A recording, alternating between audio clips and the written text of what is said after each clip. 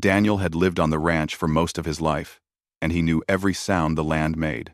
He knew the rustle of the dry grass when the wind blew, the slow breathing of cattle resting under the fading sun, and the distant cry of an eagle circling above the canyon.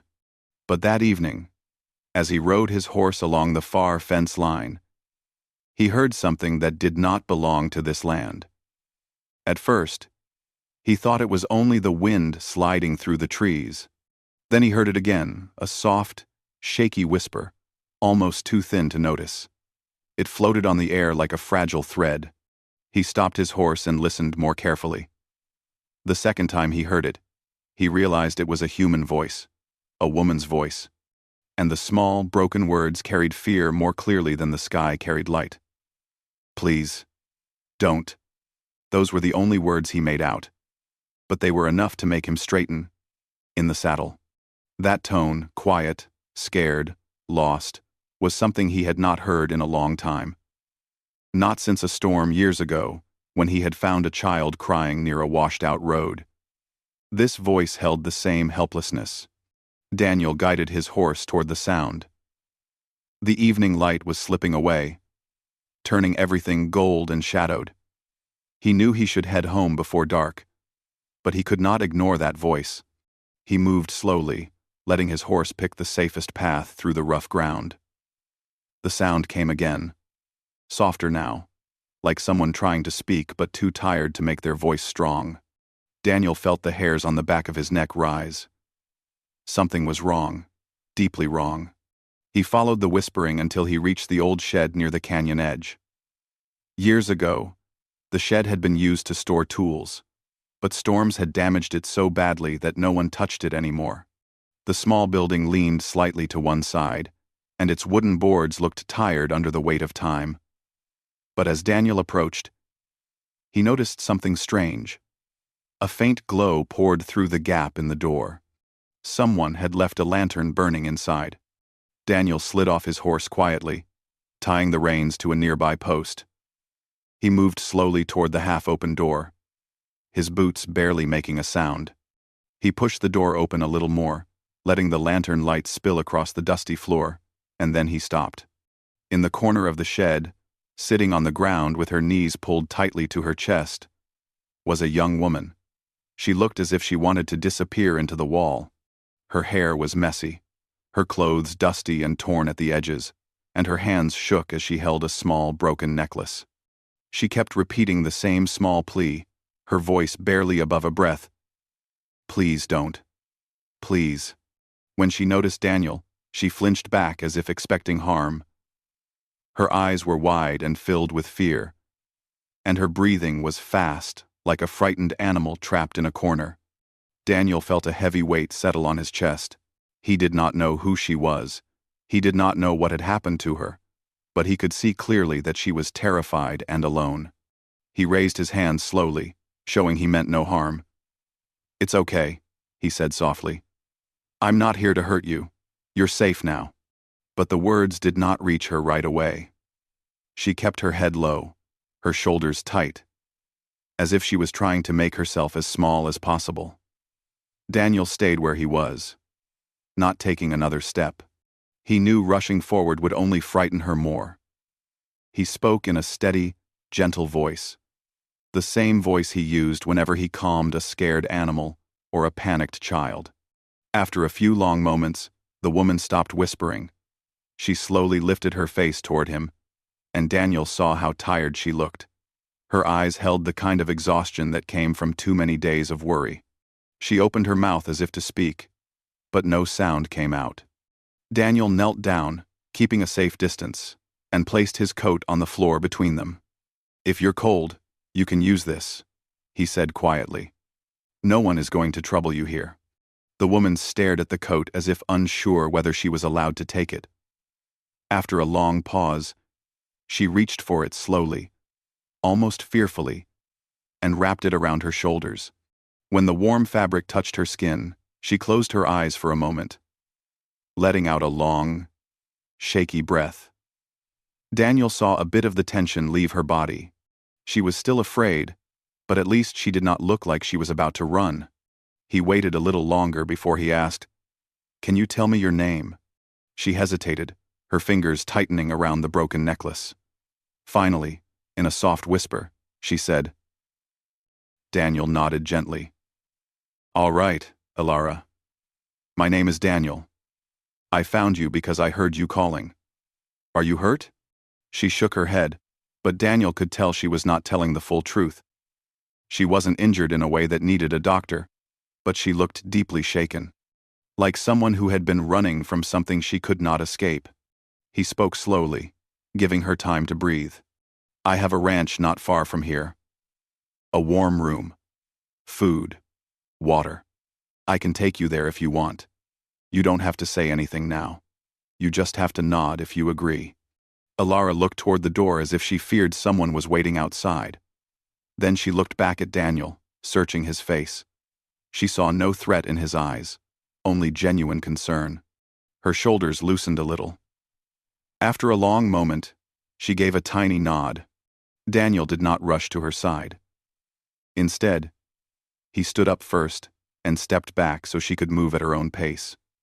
She held onto the wall as she stood, her legs trembling from exhaustion. When she was finally steady enough to walk, Daniel guided her outside. The night air was cold, and she shivered as the wind touched her face. She held the coat tightly around her and stayed close behind Daniel, as if the open land still frightened her. He helped her onto his horse gently, making sure she felt secure before climbing up behind her. As the horse began walking, Alara kept looking over her shoulder, glancing at the darkness as if afraid something might jump out. Each time she moved nervously, Daniel spoke calmly to remind her she was safe. The ride back to the ranch was quiet. Daniel did not ask her questions, and she did not offer any words, except for one small whisper. Thank you.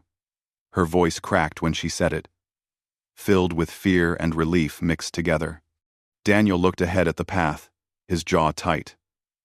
Whatever had driven her into that shed had clearly taken away her sense of safety. He did not know what she had faced, but he knew she needed kindness, patience, and a safe place more than anything else. The ranch lights came into view, warm and steady like a promise. As they reached the gate, Daniel felt Alara relax just a little against him, as though the sight of a peaceful home gave her a flicker of hope. He knew her journey back to comfort would be slow, but this was the first step, a step she did not have to take alone. When Daniel brought Alara inside his ranch house, she stood just inside the doorway, unsure if she should take another step. The warm glow from the lamps filled the room, but she held herself tightly, as if she was still standing in that cold, broken shed. Daniel noticed her hesitation and spoke gently, keeping his voice low so she wouldn't feel overwhelmed. You're safe here, he said. You can sit wherever you feel comfortable. Alara looked around slowly. The house was simple but well kept, wooden floors, a large hearth, and a table with a half-finished meal from earlier. Everything looked peaceful, ordinary, and steady. She stepped in a little more, holding the coat Daniel had given her close to her chest. Daniel did not crowd her.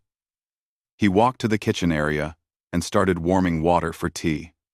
The soft clinking of the pot seemed to ease the tension in the room. After a moment, Alara moved toward a chair near the wall and sat down carefully, like she didn't want to disturb anything. She watched Daniel with tired eyes, unsure of what to expect next. He worked quietly, making sure not to make any sudden movements. When the tea was ready, he placed a warm cup on the table in front of her and stepped back. You don't have to drink it if you don't want to, he said softly, but it might help warm you. Alara stared at the cup for a few seconds, then reached for it with shaky hands. The warmth surprised her, and she lowered her head, letting the rising steam touch her face. She took a slow sip. For the first time since he found her, Daniel saw a small sign of relief soften her expression. After a few minutes of silence, she whispered, "Thank you." Daniel nodded. "You don't need to thank me. You were in trouble." Alara lowered her eyes. "Not everyone." Daniel heard the sadness in her tone but didn't push her to say more. He knew she needed to speak at her own pace. So, he simply asked, "Are you hungry?" Mm. She hesitated, then nodded slightly. Daniel walked to the stove and reheated the leftover stew from his dinner. When he placed the bowl in front of her, she looked unsure again, as if she didn't know whether she was allowed to eat. Daniel stepped back so she wouldn't feel watched. At first, Ilara ate slowly, each spoonful careful and quiet. But as the warmth spread through her body, she started eating with a little more confidence. She didn't rush, she still carried the nervousness of someone who had gone without food for a while, but the steadiness returned to her hands gradually. Daniel leaned against the counter and waited until she was done. When she finished, she whispered again, "I'm sorry. I must look foolish." He shook his head. "You look like someone who has been through something hard. That's not foolish." 7. Ilara held the spoon tightly, her knuckles pale, and then set it down gently. She looked at the broken necklace, still wrapped around her fingers. Daniel had noticed it earlier, but now he saw how important it was to her. After a long silence, she finally spoke again. "I wasn't planning to be out there. Alone. I was traveling with some people I thought I could trust." Daniel listened carefully, not interrupting her. "They told me they knew a place where I could find work. I believed them." Her voice trembled slightly. But on the second day, everything changed. They were not the kind of people I thought they were. Well, Daniel felt his stomach tighten. But he kept his expression calm so she could continue, if she wanted. "They took my things. They took my bag. They didn't let me leave.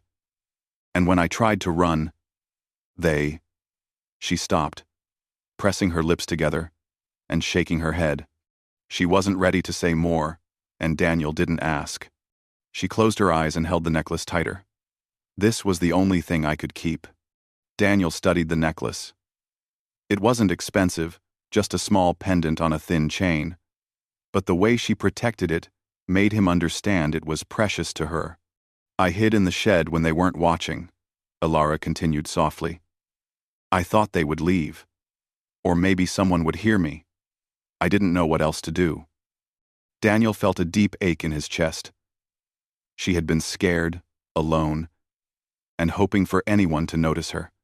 He sat on the chair across from her, keeping a respectful distance. "Well, someone did hear you," he said gently, "and I'm glad I did." A small, fragile smile appeared on her face for the briefest moment before fading again. She looked down at her hands. "I'm sorry if I caused trouble." "Oh, you didn't cause anything," Daniel replied firmly. "What happened to you was not your fault. Not even a little." Ilara's shoulders trembled, and she seemed to be fighting back tears. Daniel pretended not to notice, giving her space to regain her composure. After a few minutes, she took a deep breath. "I don't want to be a burden," she whispered. "If you want me to leave in the morning, I will." Daniel frowned. "You don't have to leave. Not until you're ready. You need rest. You need to feel safe. My ranch has space.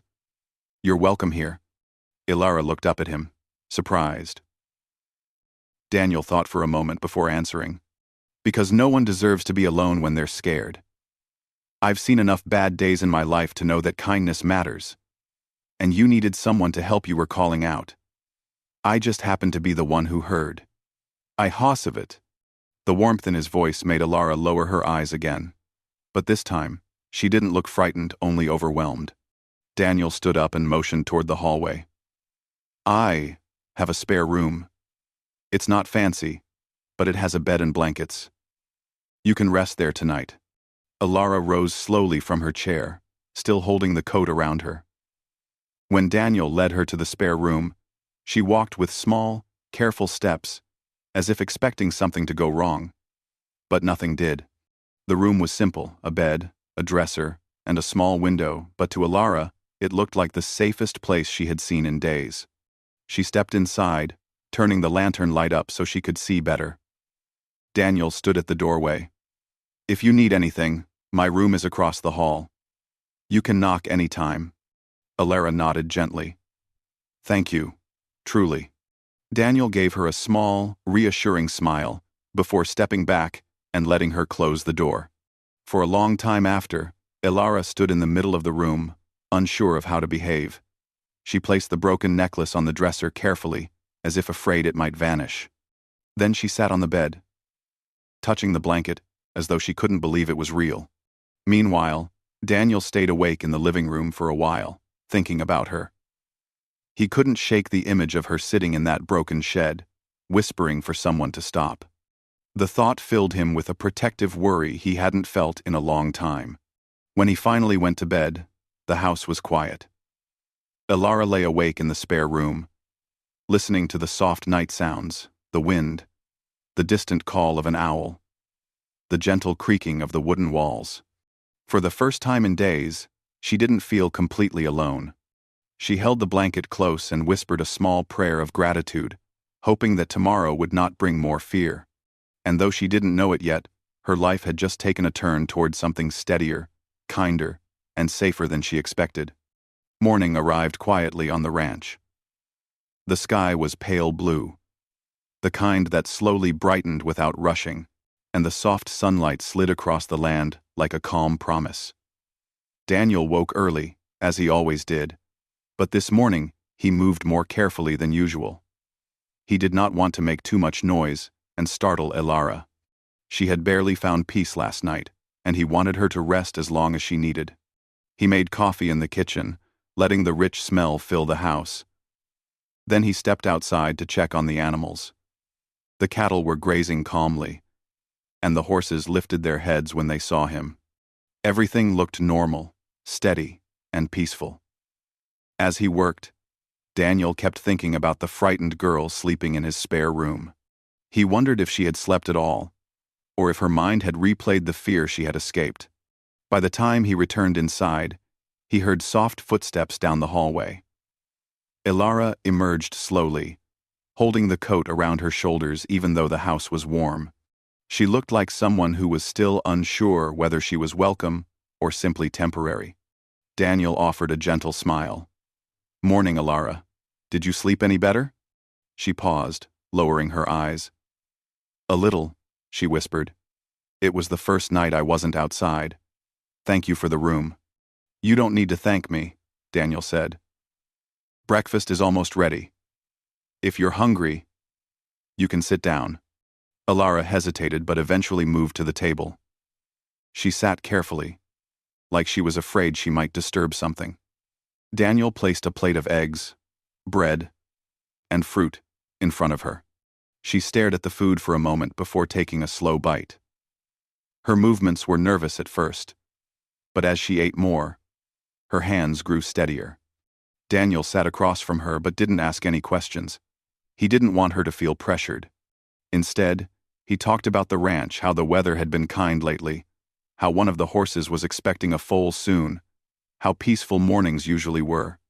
Alara listened quietly. The calmness in his voice made it easier for her to breathe.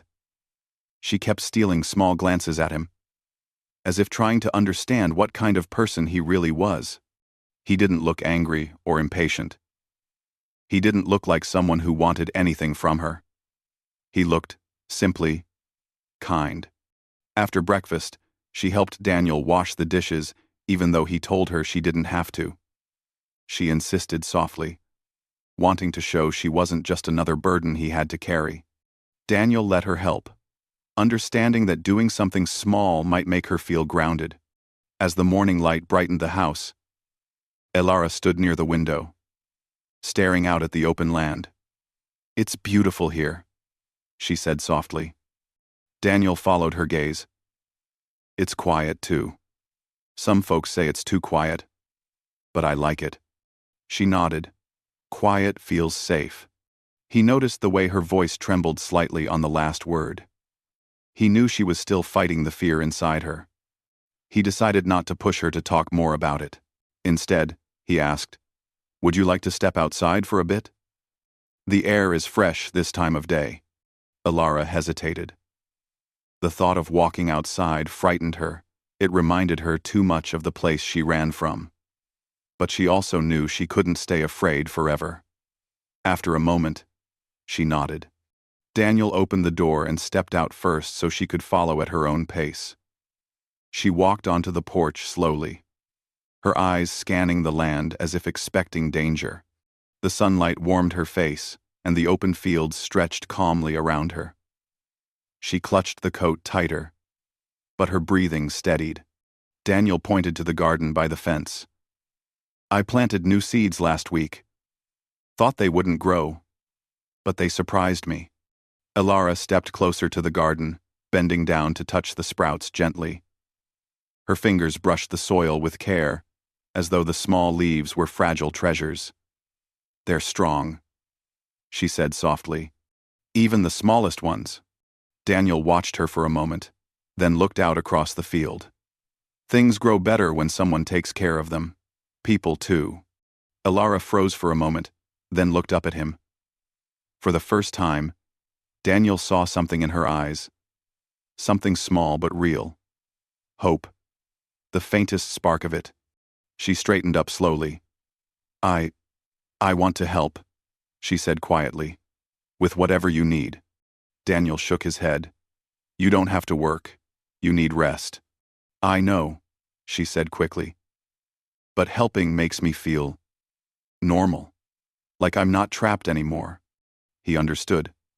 So he nodded once. "All right. You can help with the small things. Nothing heavy."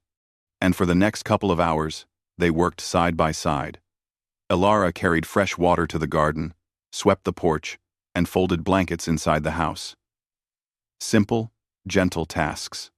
Every time she finished something, she paused to see if Daniel approved. And every time he nodded, she relaxed a little more.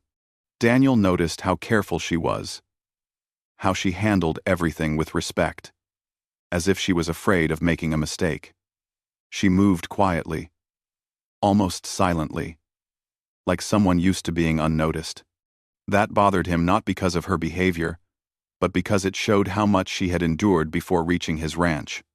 Around midday, Elara stepped back inside and sat on the edge of the spare room bed, holding her broken necklace again. The chain had snapped in the middle, and the pendant hung loosely in her hand. Daniel saw her through the doorway. "That necklace must mean a lot to you," he said gently. Elara nodded, her eyes softening. "It belonged to my mother. She gave it to me before I left home. I thought it would keep me safe." Daniel stepped closer but didn't enter the room. "I can fix it for you if you want. I have tools in the shed." Elara looked surprised. "You don't have to." "I know I don't," he said with a small smile, "but I want to." She hesitated, then slowly held it out to him. Daniel took it carefully, treating it like something precious. As he walked to the main shed, he thought about how much this small item meant to her. Fixing it felt like fixing a little piece of her heart, too. When Daniel returned 30 minutes later, he handed the necklace back to her. The chain was repaired neatly, almost like new. Elara touched it with trembling fingers, eyes filling with quiet emotion. "It's perfect," she whispered. "Thank you. There's something else," Daniel added gently. "Elara, I know you're still scared, and I don't know everything that happened. You don't have to tell me anything you're not ready to share. But I want you to know one thing. No one on this ranch will ever harm you or use you. You have my word." Elara looked at him for a long moment. Her voice shook when she finally spoke. "I believe you." Those 3 words felt heavier than anything Daniel had heard all day. They were words she probably hadn't been able to say to anyone in a long time. She placed the necklace around her neck and held the pendant gently as if it were her strength. "I still feel scared," she admitted quietly. "Sometimes I think they might come back for me. Sometimes I think I'll never feel normal again." Daniel leaned against the doorway, his voice calm and firm. "Fear doesn't disappear in a day. It fades slowly. And until it does, you won't face any of it alone." Elara blinked, surprised at his certainty. "Why are you being so kind to me?" "Calm." Daniel thought for a moment before answering. Because kindness is the only thing strong enough to undo what cruelty does. Ilara lowered her eyes, tears gathering slowly, not from fear this time, but from relief. Real, honest relief. She wiped them quietly and nodded. I'll try to get stronger. I'll be right here, Daniel said. The rest of the day passed peacefully. Ilara stayed close to the house, but she didn't hide inside anymore. She watched the horses, tended a few plants, and walked around the yard with careful steps. Every hour seemed to lift a little more of the weight from her shoulders. Daniel kept an eye on her from a distance, not to watch over her like a guard, but to make sure she never felt alone on the land. He saw how she slowly relaxed, how the wind didn't scare her as much, how she sometimes touched her necklace as if reminding herself that hope still existed.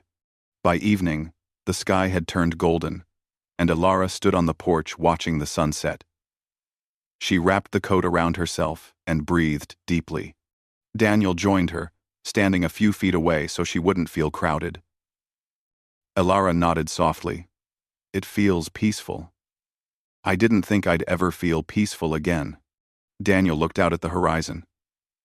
You're healing, bit by bit. That's something to be proud of. Ilara didn't answer, but she smiled the gentle smile that told Daniel part 3 of her journey had begun. The slow rebuilding of trust, safety, and herself. The next few days passed in a gentle rhythm on the ranch.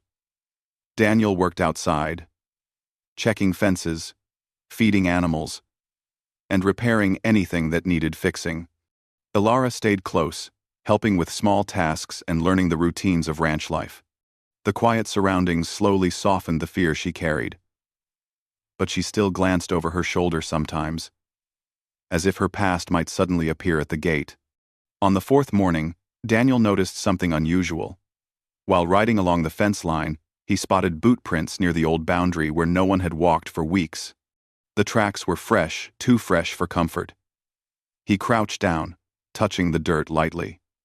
The prints didn't belong to him. The edges were sharp, not faded by wind or time. Someone had passed by in the last day, maybe even during the night. Daniel stood slowly, his mind tightening with worry. He scanned the open land, looking for movement or signs of a camp, but the fields were quiet. Even so, a feeling settled heavy in his stomach. Whoever left those prints wasn't from the ranch. And they weren't just passing through. They were searching. He rode back faster than usual, his jaw firm with concern. When he reached the house, Ilara was sweeping the porch. She looked peaceful at first, until she noticed his expression. Her hand froze mid-air. What happened? She asked quietly. Daniel dismounted and walked up to her, keeping his voice calm. I saw tracks near the north fence. They weren't mine. Ilara's face turned pale instantly. She closed her fingers around the edge of the broom, as though trying to hold herself steady. Were there many? She whispered. Just one set, Daniel said. But it was recent. Ilara's breath shook. They always traveled together, in 2s or 3s. If there's only one set of prints, it means the others were waiting farther away. Her voice grew smaller with each word. They're searching for me. Daniel felt a deep anger stir inside, not at her fear, but at the idea of someone trying to scare her again. He laid a steady hand on her shoulder. End of that, Barties. Listen to me. You're safe here. No one can walk onto this land without me knowing. But Ilara shook her head. They always come back for what they think they own. They don't give up. Her eyes filled with rising panic, her breathing turning quick and uneven. Daniel stepped in front of her, blocking her view of the open land. Ilara, look at me. She lifted her eyes slowly, and Daniel made sure his voice was firm but gentle. You are not alone. I'm not going to let anyone near you. This ranch is protected, and I'll stay alert until we know what's going on. Ilara's lower lip trembled. She clutched the necklace around her neck as if it were her last piece of safety. I don't want to cause trouble for you. You're not causing anything, Daniel said, Trouble came from those men, not from you. She swallowed tightly, unable to hide how terrified she was. Daniel wished he could take that fear away in one moment. But fear wasn't something that disappeared instantly. It stayed until someone slowly replaced it with trust and safety. He knew this, and he planned to be patient. For the rest of the day, Daniel kept Ilara close to the house. They worked together quietly, though she barely spoke. Every time the wind rustled the trees, she stiffened. Every time a shadow moved across the yard, she looked over her shoulder. Daniel made sure she never felt alone. When he went to the barn, he asked her to come with him. When he fed the horses, he guided her hand so she could help. Small things, reassuring things. But even then, he could see the fear breathing beneath her calm surface. By early evening, Daniel stood on the porch, watching the horizon. The sun was lowering, casting long shadows across the fields. The sky glowed orange, pink, and deep gold. It should have been a peaceful sight, but Daniel kept scanning the distant hills for movement. The land remained quiet. Ilara stepped outside, holding a blanket around her shoulders.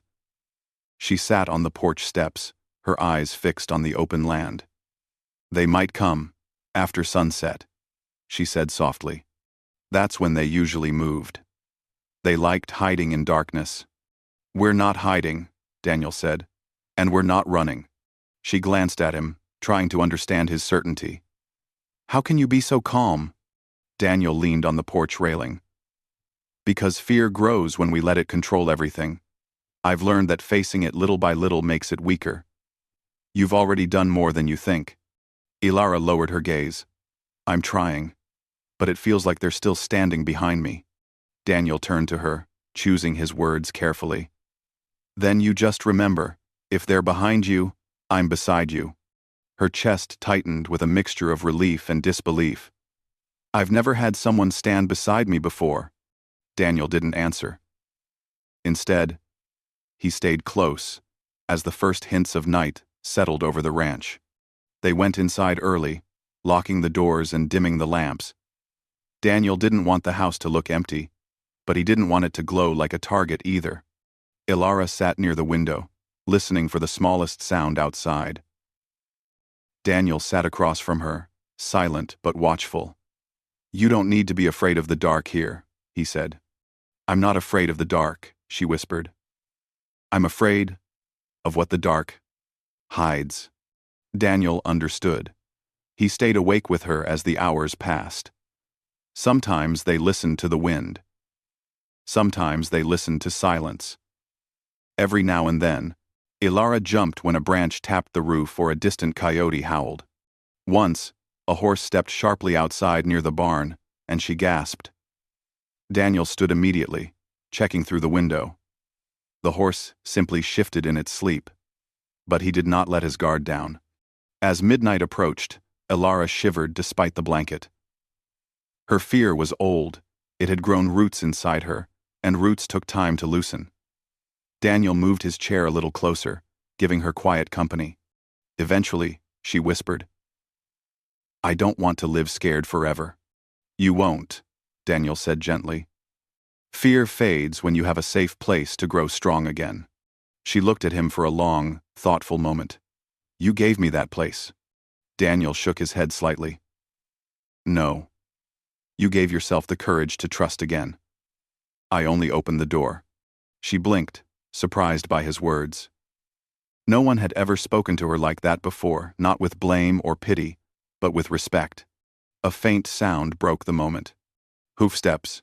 Far away, but unmistakable. Ilara's breath caught in her throat. She rose to her feet, trembling. Daniel stood too, his jaw tense but steady. He went to the porch, opened the door just enough to look out, and closed it again. "It's all right," he said quickly. "Just a lone traveler passing the road." Ilara released a shaky breath and covered her face with her hands. Daniel stepped closer but didn't touch her. "Listen to me.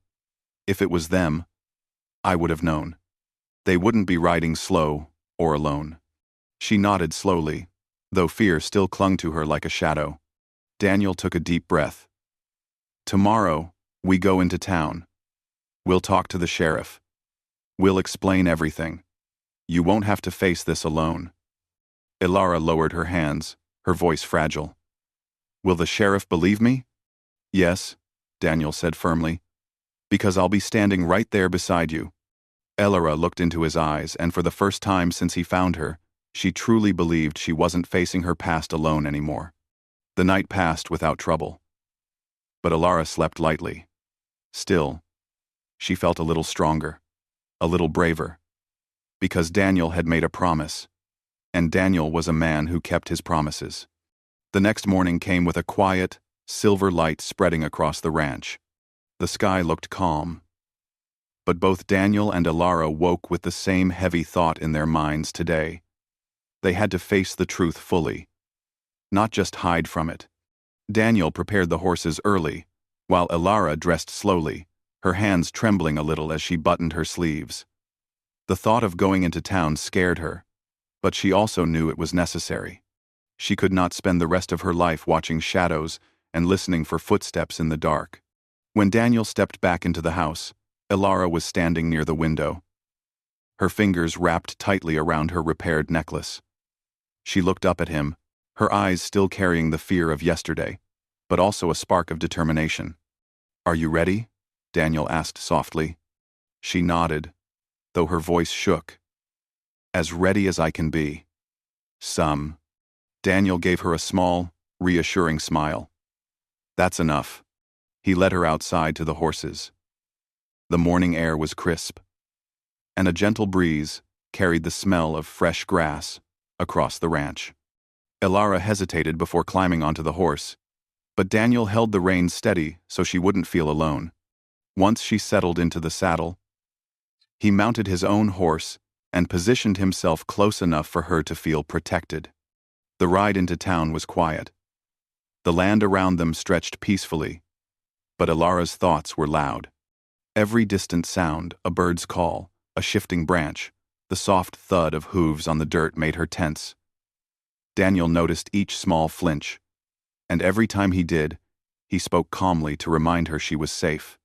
As they reached the outskirts of town, people began to appear, farmers carrying supplies, townsfolk sweeping porches, a few children playing with a stray dog. Normal life continued around them, unaware of the weight Ilara carried inside. The sheriff's office stood near the center, a solid wooden building with a simple sign hanging above the door. Daniel helped Ilara down from her horse, and she stood for a moment, staring at the office as though it was a mountain she wasn't sure she could climb. Daniel placed a gentle hand on her shoulder. I'm right here, he said. She nodded, took a deep breath, and followed him inside. The sheriff, a broad-shouldered, stern-faced man named Harris, looked up from his desk when they entered. His expression softened slightly when he saw Ilara. She looked small and frightened, but also determined. Harris had seen fear before in many forms, and he recognized the quiet courage behind hers. Morning, Daniel, he said. Who's this young lady? Daniel glanced at Ilara, letting her decide whether she wanted him to speak first. She swallowed, then whispered, My name is Ilara.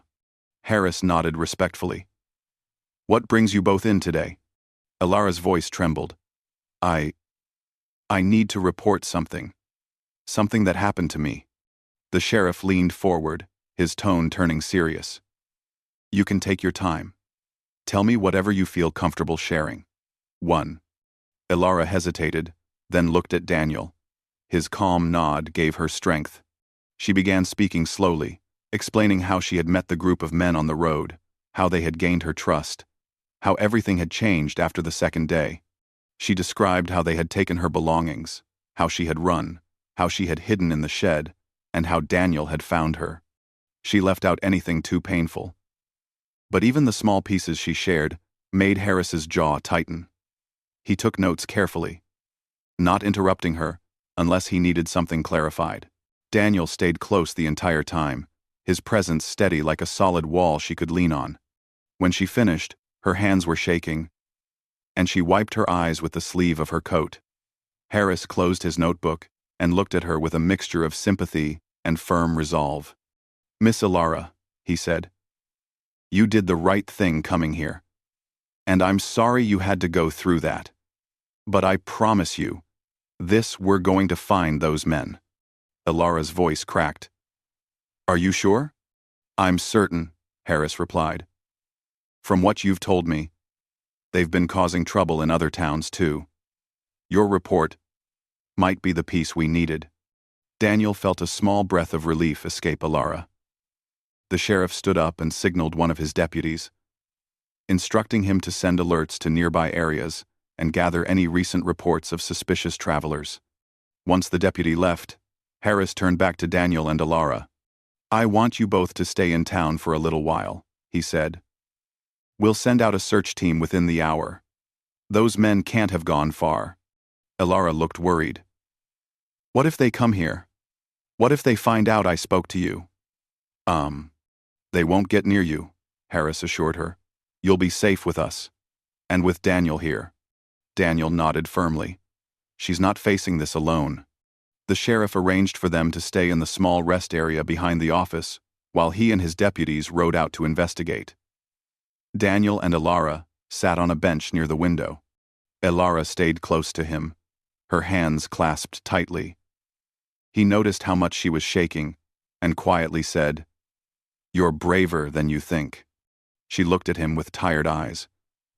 "I don't feel brave. Bravery isn't about feeling strong," Daniel said gently. "It's about doing the right thing, even when you're scared." Ilara lowered her gaze. "If you hadn't found me, I don't know what would have happened. I'm glad I found you when I did," Daniel replied. "And I'm proud of you for coming here today." They waited for hours, listening to the sounds of horses coming and going and the quiet discussions of deputies outside. The long wait made Ilara restless. Every sound from outside made her tense again. Daniel kept speaking calmly, telling her stories of his ranch, his stubborn horse, his mischievous dog from years ago, the time a calf wandered into his kitchen by mistake. Each small story gave her something else to think about besides fear. By late afternoon, Sheriff Harris returned with 2 deputies. Their expressions told the story before they even spoke. They had found the men. They had been trying to leave the territory, but the sheriff's alert had reached a neighboring town just in time. Ilara covered her mouth, her eyes widening with disbelief. "They're caught?" "They are," Harris said. "They won't come near you again." Ilara's breath escaped her like a deep sigh she had been holding for days. The relief was overwhelming, and tears filled her eyes, not from pain this time, but from freedom. She turned to Daniel. "It's over, right?" Daniel nodded gently. "Yes, it's over." The sheriff stepped closer. "You're safe now, Miss Ilara. Truly safe. And if you ever need anything, this town will stand with you." Ilara couldn't find the words to respond. Instead, she simply nodded again and again, as if afraid the moment wasn't real. After the formalities were completed, Daniel and Ilara mounted their horses and began the ride back to the ranch. This time, the land felt different. The shadows didn't seem as threatening, the wind felt softer, and Ilara's posture was lighter. At one point, halfway home, she whispered, "Thank you for not giving up on me." Daniel looked at her with gentle eyes. "You didn't give up on yourself either. That's what matters most." When they reached the ranch, the sunset bathed everything in warm gold. Ilara stood on the porch again. But this time she wasn't scanning the land with fear. She was breathing it in with gratitude. She looked at Daniel, her voice soft but steady. "I feel like I can start over now." Daniel nodded. "You can, as long as it's the life you choose." She smiled, a real, warm smile that reached her eyes. "And maybe I want to stay here for a while. If that's all right." Daniel's heart softened. "You're welcome here as long as you like." Ilara stood silently for a moment, the wind gently lifting her hair. For the first time in a long time, she felt whole. The shadows of her past had finally loosened their hold. She wasn't defined by fear anymore. She wasn't alone anymore. The ranch was no longer just Daniel's home. It was the place where her healing began. And as the sky turned from gold to soft blue, Elara held her necklace and whispered a small, hopeful prayer for the future, a future she no longer had to face in fear.